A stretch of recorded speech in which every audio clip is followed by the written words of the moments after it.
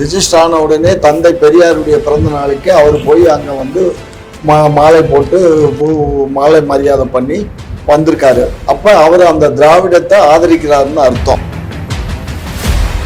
அப்படி இருக்கும்போது அவர் திராவிட கொள்கையை விட்டுட்டு எப்படி தமிழ் தேசிய கொள்கைக்கு வருவார்? நமக்கு விஜய் நாங்க தமிழரா தான் பாக்குறோம். ஆனால் என்னைக்கு இவர் இந்த தெலுங்கர்களுக்கெல்லாம் பிதா மகனாக விளங்கக்கூடிய ஈவே ராமசாமி நாயுடுக்கு போயிட்டு மாலையை போட்டாரோ அத்தோட எங்க பார்வையில அத்தோட கதையை முடிஞ்சிச்சுன்னு நாங்க நினைக்கிறோம். இன்னொரு பக்கத்தை தெரியாம தெரிஞ்சுக்கிடணும் அப்படின்னா எனக்கு தெரிஞ்ச இந்த விஜய் இப்போ கட்சி ஆரம்பிக்க கூடாது. பெரியார பயிற்சிண்டு பெரியாருடைய புகழை அடக்கி வாழ்ந்தெல்லாம் ஆட்சி பண்ணிடலாங்கிறது எவனாலும் முடியாது. திராவிட மாடல் அரசே திராவிடத்தினுடைய அடிமைகள் தான். சொல்றதுக்கு ஒரு மாதிரி கூச்சமா இல்லையா சார்? காமாட்சி நாயுடு வச்சிருக்கீங்க, அப்போ அது நாயுடுன்னு வச்சுக்கிறது என்னுடைய டைட்டில், அவ்வளவுதான். ஜாதி பேர் கிடையாது. உப்பு செய்தி நேயர்களுக்கு வணக்கம். இன்று நம்மோடு இணையும் சிறப்பு விருந்தினர்கள் தமிழ்நாடு நாயுடு பேரவைத் தலைவரும் திமுகவின் மூத்த முன்னோடியுமான முனைவர் திரு காமாட்சி அவர்களும் தமிழர் முன்னேற்ற கழகத்தின் நிறுவன தலைவர் திரு கந்தசாமி அதிகமான் அவர்களும். இருவரும் வணக்கம். வணக்கம். காமாட்சி ஐயா, விஜய் அவர்களின் அரசியல் வருகை சீமான் அவர்கள் தான் ஆபத்து அப்படின்னு சொல்லி நீங்க ஒரு கதையை அவுத்து விட்டு இருந்தீங்க திமுகவினர். தற்போது பெரியாருக்கு மரியாதை செலுத்திருக்காரு, சமூக நீதி சமத்துவம் என்ற வழியில் தான் செயல்படுவதுன்னு சொல்லியிருக்காரு. இது திராவிடர்கள் மத்தியில் ஒரு பெரும் பரபரப்பை ஏற்படுத்தி உள்ளது. பயத்துல இருக்கீங்களாமே? நான் என்ன சொன்னேன், அவர் திரு சீமான் அவர்களோடு கூட்டணி செல்ல மாட்டார், இவருடைய வழி திராவிட வழி அப்படின்னு தான் சொன்னேன். நீங்க தான் அனுப்பிச்சு விட்டீங்களா? அதெல்லாம் அதை நான் அனுப்பாதெல்லாம் சொல்லாதீங்க.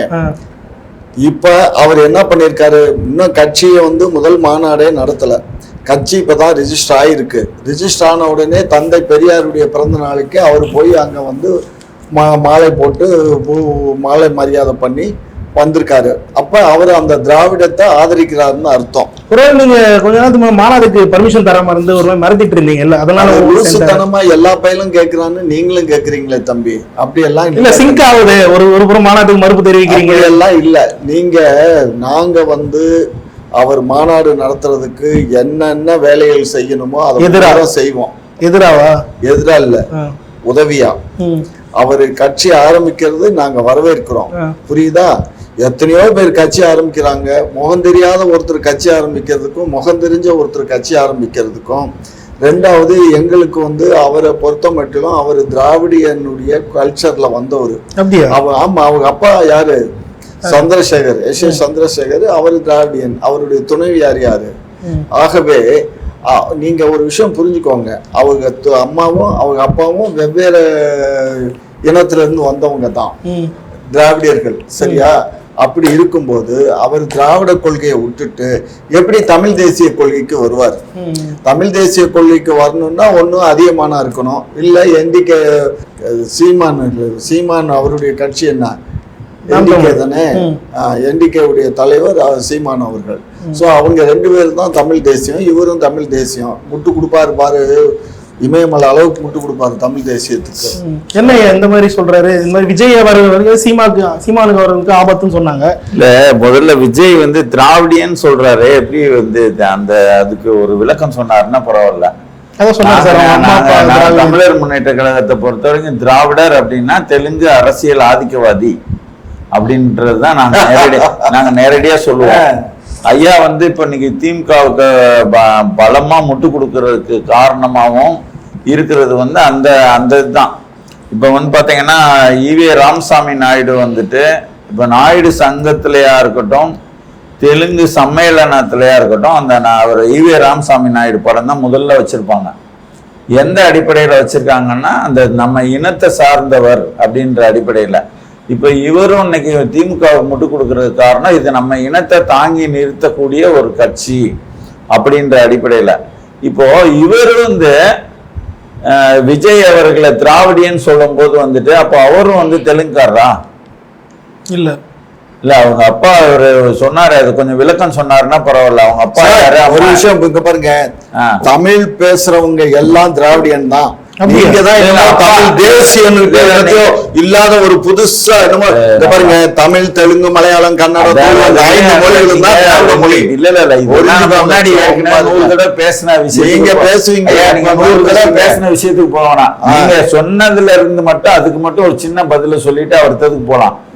விஜயோட அம்மாவும் அப்பாவும் வேற வேற இனம், திராவிடியன் சொன்னீங்க இல்லையா, அதுக்கு மட்டும் ஒரு ரத்தின சுருக்கமா ஒரு பதில சொல்லுங்க. அவங்க கேரளாவை சேர்ந்தவங்க, அவங்க அம்மா, அவங்க அம்மா சரியா? கேரளா சேர்ந்தவங்கன்னா மலையாளியா? மலையாளி. சரி.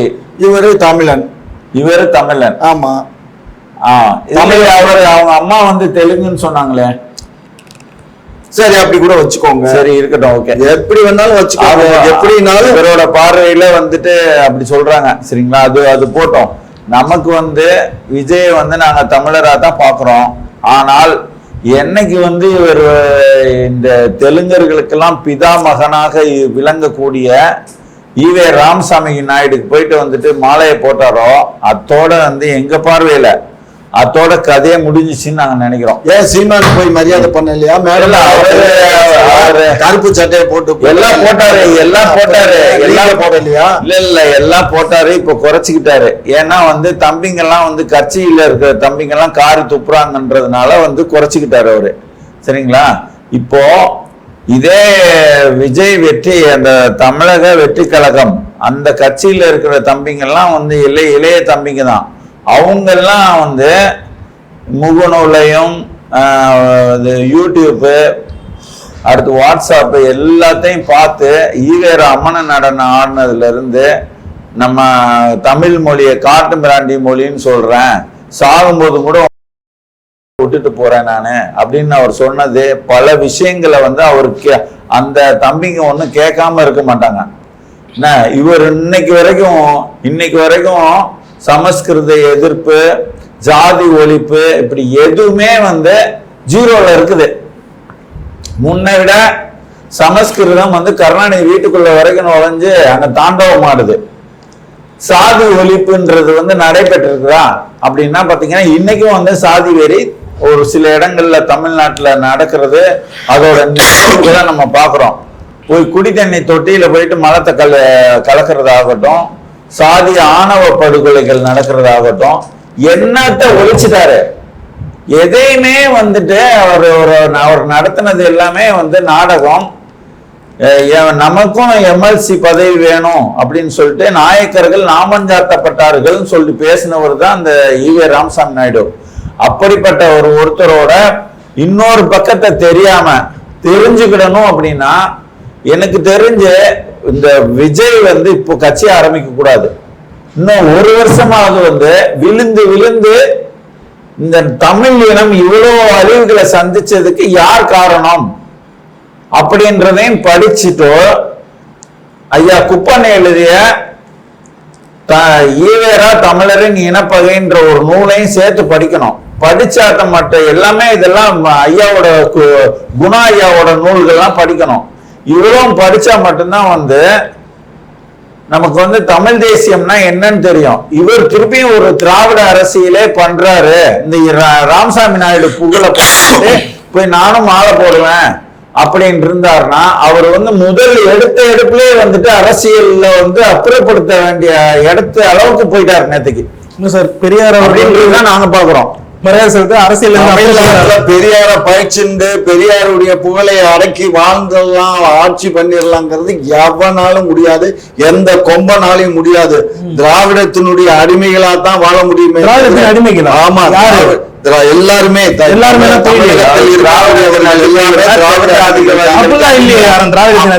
யார் சொன்னா? ஆட்சியில இருக்கிறதுனால அடிமைன்றீங்க. அடிமைதான், நாங்களும் திராவிடத்துக்கு அடிமைகள் தான். திராவிட மாடல் அரசே திராவிடத்தினுடைய அடிமைகள் தான். சொல்றதுக்கு ஒரு மாதிரி கூச்சமா இல்லையா சார்? என்ன கூச்சம்? அடிமைகள் அடிமைன்னா என்ன? ஃபாலோவர்ஸ், அவ்வளவுதான். ஆமா, நீங்க அதாவது அர்த்தங்கள் வந்து பல மாதிரி இருக்கும் தம்பி. நீங்க ஏன் அத மாதிரி எடுக்கிறீங்க? ஐயா என்னதை மறைக்கணும்னு நினைச்சாலும் அந்த உள் மனசுன்னு இருக்கு. நீங்களாம் எங்களுக்கு அடிமை தான்டா. உடன்பிறப்புகள் ஏற்கனவே பேசினதுதான் இப்ப திரும்பியும் பேசிட்டாரு. அதாவது வந்து உள் மனசுல வந்து தெலுங்கு ஆதிக்கவாதிகளுக்கு இங்க தமிழ்நாட்டுல இருக்க மக்கள் வந்து முட்டாள்களாகவும் அடிமைகளாகவும் இருக்கிறார்கள்ன்றதை வெளிப்படையா அவர் சொல்றாரு. அவரு ஆனா இது இவரை சொல்லி குத்தம் இல்ல, உண்மை நடக்கும் அதுதானே. என்ன அதாவது ஏதாவது நேற்றுக்கு ஒரு பழனி மாணிக்கம் அவர் சொல்றாரு, நீங்க ஏன் வந்து தாமதப்படுத்துறீங்க அந்த இளவரசரை வந்து முதல்வர் துணை முதல்வர் பதவி கொடுக்க? எவ்வளவு ஒரு அடிமைத்தனம். ஒரு 10,000 பேர் கூட இல்லாத ஒரு தெலுங்கு ஆதிக்க கூட்டம், அது வந்து தெலுங்கு மக்களே ஒரு 10% இருக்கிறாங்கன்னா, வெறும் 10,000 பேர் கூட இல்லாத ஒரு சின்னமேள சமூகத்தை சார்ந்தவர் கருணாநிதி குடும்பம். அந்த குடும்பத்தை சேர்ந்தவர் வந்துட்டு நீங்க ஏன் வந்து முதல்வராகவும் அவரே இருக்கிறாரு, துணை முதல்வரா ஏன் வரல அப்படின்னு சொல்லிட்டு பலர் குரல் கொடுக்கிறது. நேற்று வந்து அவர் குரல் கொடுக்கிறாரு. இந்த மாதிரி வந்து அடிமைகள் இருக்கிறவர், இந்த மாதிரி வந்து ஒரு அடிமை புத்தி நம்மளை யாரு ஆளணும்? இங்க பெரிய சமூகங்கள் எத்தனையோ இருக்குது, பறையர் சமூகம் இருக்கு, வன்னியர் சமூகம் இருக்கு, அதுல இருந்து ஒருத்தர் வரலாம் துணை முதல்வரா. அதை பத்தி எந்த சிந்தனையும் இல்லாம ஐயா நீங்க ஏன் தாமதப்படுத்துறீங்கன்னு கேட்கிற அடிமைகள் இருக்காங்கல்ல. அதனால இவர் பேசுறது பேசதான் செய்வாரு. இல்ல சார், உடன்பிறப்புல மாட்டிட்டு திராவிட அடிமைகள் நாங்க வந்து ஒரு விஷயம் பண்ணிக்கோ, நாங்க திராவிடியன், எங்களுக்கு ஜாதி மதம் திராவிடனா? ஆமா, ஜாதி மதம் பேதம் எதுவும் இல்ல. எல்லா ஜாதியும் ஒரே ஜாதி. காமாட்சி நாயுடு வச்சிருக்கீங்க, அப்போ அது நாயுடுன்னு வச்சுக்கிறது என்னுடைய டைட்டில், அவ்வளவுதான். ஜாதி பேர் கிடையாது, ஜாதி பேர் கிடையாது, ஜாதிங்கிறது கிடையாது. அப்படியா? நாயுடுங்கிறது ஜாதி இல்ல, வேற என்ன டைட்டில் தான் அது. சரிங்க, இந்த விவகாரத்துல ஐயா சொன்னது என்னன்னா, பெரியாரை வந்து பின்தொடர்ந்தால் அவர் அரசியல் இருந்து நீக்கிவிடப்படுவார் அப்படின்னு சொல்லி ஒரு விஷயத்த சொல்றேன். அது என்ன, பெரியாரை ஃபாலோ பண்ணா அரசியல் இருந்து தூக்கி எறிவாங்களா? பல லட்சம் தொண்டர்களை வைத்துக் கொண்டு இருக்கக்கூடிய விஜய் பார்த்து சொல்றதுக்கு பல லட்சம் தொண்டர்களா? அப்புறம் அதிகாரத்துல இருந்து என்னையா, அவர் ஒரு படத்துக்கு ஒரு ரசிகர்கள் தொண்டர்கள் தான், ரசிகர்கள் அப்படியே தொண்டர்களை மாறிட்டாங்க, புரிஞ்சுக்கோங்க. அது எப்படி சொல்றீங்க? கேசட் வெளியீட்டு விழால பல்லாயிரக்கணக்கான தொண்டர்கள் போறாங்க, ரசிகர்கள் போறாங்கன்னா எப்படி அர்த்தம்? இங்க பாருங்க, எப்படி ஆட்சி பிடிச்சாரு எம்ஜிஆர், என்ன அன்னைக்கு என்ன எம்ஜிஆருடைய ரசிகர்கள் தான், எம்ஜிஆருடைய ரசிகர்கள் தான் அவருடைய தொண்டர்களா மாறணும். நானும் மாறினேன், நான் எம்ஜிஆர் மன்ற தலைவர். நாங்க எல்லாம் வந்து எம்ஜிஆர் உடைய ரசிகர்களா இருந்தோம், நாங்க அப்படியே மாறிக்கிட்டோம், புரியுதா? அது மாதிரி இப்ப விஜயுடைய ரசிகர்கள் எல்லாம் அப்படியே மாறிடுவாங்க. எம்ஜிஆர் விஜய் ஒண்ணுன்றீங்க? அப்போ எம்ஜிஆர் விஜய், ஆமையா, அந்த ஒவ்வொரு காலகட்டத்துல அதுதான். கொஞ்ச நாளைக்கு சீமான் அவர் கூட சேர போறாருன்னு அவ்வளவு கழுவி ஊத்துறீங்க. இங்க பெரியாருக்கு மரியாதை செலுத்தணும்னா இப்படி புகழ்றீங்க. சீமானோட போய் சேர போறோம், நான் எங்க கழுவி ஊத்துனேன்? சீமான் வந்துதான் சொல்றாரு, என்ன சொன்னாரு? தம்பி தான் வந்து அந்த முடிவு பண்ணணும். இப்ப உங்களுக்கு மரியாதை செலுத்தணும்னே இவ்வளவு புகழ்றீங்க. கூட்டணியை பத்தி முடிவு பண்றது தம்பி தான் பண்ணணும்னு சொன்னாரு. அது அவர் சொன்னது நியாயம் தானே, திரு சீமான் அவர்கள் சொன்னது நியாயம். ஏன்னா இவர் இன்னொரு பத்தி சொல்ல இயலாது இல்லையா, அதுக்கு நியாயம் தான் நான் சொன்னேன். அதனால அவர் ரெண்டாவது இவங்க 2 பேரும் கார்ல தனியா ஈசிஆர்ல பயணிச்சாங்க. அப்ப அவங்களுக்குள்ள சில கருத்து பரிமாற்றங்கள்லாம் நடந்துச்சு. அது என்னன்னு நமக்கு தெரியாது. ஏன்னா அவர் இவரு விஜயும் சொல்லல, திரு சீமான் அவர்களும் நம்மளிடம் சொல்லல. அது அவங்களுடைய தனிப்பட்டது. அதுக்கு பின்னாடிதான் இந்த பரிமாண வளர்ச்சி எல்லாம் அடையுது. என்ன பரிமாண வளர்ச்சி? அதான் இப்ப வந்து இப்ப தந்தை பெரியாருக்கு வந்து மரியாதை செலுத்துறது. இல்ல, இந்த இடத்துல நான் இதை எப்படி பாக்குறேன், அது நான் இந்த இடத்துல எப்படி பாக்குறேன்னு கேட்டீங்கன்னா, விஜய் ஒரு என்ன நினைக்கிறாரு, அவர் என்ன அரசியலுக்கு வந்து நல்ல வருமானம் பண்ணிக்கிட்டு இருக்க ஒரு நடிகர் வந்து எதுக்காக அரசியலுக்கு வர்றாரு, அந்த வருமானத்தெல்லாம் விட்டுட்டு அவர் வந்து என்ன மாதிரியான ஒரு கொள்கையை முன்னெடுக்க போறாரு, இப்படி எதுவுமே தெரியாது சீமான் அவர்களுக்கு, சரிங்களா? ஆனால் அப்படி எதுவுமே தெரியாம வந்து இருக்கும்போது ஒரு தம்பி கூட வந்துட்டு நாங்க கூட்டணி வச்சிருவோம், அவர் வந்தா நாங்க ஏத்துப்போம், இல்லை நாங்க வந்து எல்லாம் ஒன்னா சேர்ந்து செயல்படுவோம் அப்படின்னு சொல்லிட்டு இவர் சொல்லிட்டு இப்ப கடைசியில வந்து அப்படி எல்லாம் இல்லை, தனித்து தான் போட்டி அப்படின்னு சொல்லும்போது வந்து முன்னாடி ஒன்று எதிர்பார்த்துருக்காரு, பின்னாடி ஒன்று எதிர்பார்க்கல. இந்த எதிர்பார்ப்பு, அவருக்குள்ள எதிர்பார்ப்பெல்லாம் அதை விடுங்க. நாங்க வந்து பாத்தீங்களா, நேற்றுக்கு வந்து போய் மாலை போட்டாப்புல, என்ன யாரு வந்து இந்த இனத்துக்கு நாங்க பகைவரான்னு நினைக்கிறோமோ அவருக்கு போய் மாலை போடுறாரு. இன்னைக்கு இவர் வந்து இதே நேற்றுக்கு வந்து சீமானை எதிர்த்து பேசின ஐயா வந்துட்டு இன்னைக்கு வந்து ஆதரிச்சு பேசுறாரு, விஜய் ஆதரிச்சு பேசுறாரு. ஏன் கேட்டீங்கன்னா வந்து இப்போ தோழர் வந்து வேல்முருகன் இருக்கிறாரு, நல்ல போராளி அவர். ஆனால் வந்து திமுகன்ற ஒரு கட்சி கூட போயிட்டு கூட்டணி வச்சதுனால மட்டுமே வந்து பெரிய அளவில் அவரோட அரசியல் எடுபடலை, சரிங்களா? அவர் ஒரு போராளியா இருந்தோம், நீங்க எதுக்கு திமுக கூட இருக்கிறீங்க அப்படின்ற கேள்விக்கு வந்து அவர் முட்டு கொடுக்கறத தவிர எந்த பதிலும் சொல்ல முடியாது. சரியா? ஐயா அதேதான் வந்துட்டு திருமாவளவனுக்கும் முட்டு கொடுத்து வந்து சாராய ஒழிப்பு கூட இனிமேல் கிடையாது, மது ஒழிப்பு கூட வந்து படிப்படியா அப்படின்னு சொல்லிட்டு முட்டு கொடுத்து போயிட்டாரு. இப்போ இந்த திமுகன்ற கட்சி ஆட்சி அதிகாரத்துல இருக்கிறதுனால இவர்கள் முட்டு கொடுக்குறாங்க. ஏதோ ஒரு வகையில வேல்முருகன் ஆகட்டும் திருமாவளவன் ஆகட்டும். ஆனால் இந்த விஜய் எடுத்திருக்கிற நிலைப்பாட்டை நாங்க எப்படி பார்க்கிறோம்னா, இந்த திராவிட முன்னேற்ற கழகம் என்ற தெலுங்கர் முன்னேற்ற கழகம் இவ்வளோ அட்டூழியங்களும் செய்வதற்கு காரணம் தமிழர் முன்னேற்ற கழகம்னு ஆரம்பிக்காம தமிழர் கழகம்னு ஆரம்பிக்க வேண்டியது திராவிட கழகம் மாற்றி விட்டது அந்த ஈவேரா. தமிழர் கழகம்னு ஆரம்பிச்சிருந்தால் அது தமிழர் முன்னேற்ற கழகமா மாறி இருக்கும். அந்த தமிழர் முன்னேற்றம்ன்ற ஒரு சிந்தனைக்காக தமிழர்கள் முன்னேற்றம் இல்லைன்னா கூட பரவாயில்ல, தமிழர்களுக்கு கெடுதல் செய்யாம இருக்கிற அளவுக்கு போயிருக்கும். இப்படி எந்த இதுமே நடைபெறாம திராவிடம் என்ற ஒரு இல்லாத ஒரு மொழி இருக்கா, திராவிடத்திற்கு ஒரு பண்பாடு இருக்கா, எதிர்க்கு ஒண்ணுமே கிடையாது. தமிழர்களை ஏமாற்றி பிழைக்கிற ஒரு தெலுங்கர்களோட ஒரு அடையாளம் தான் திராவிடம்.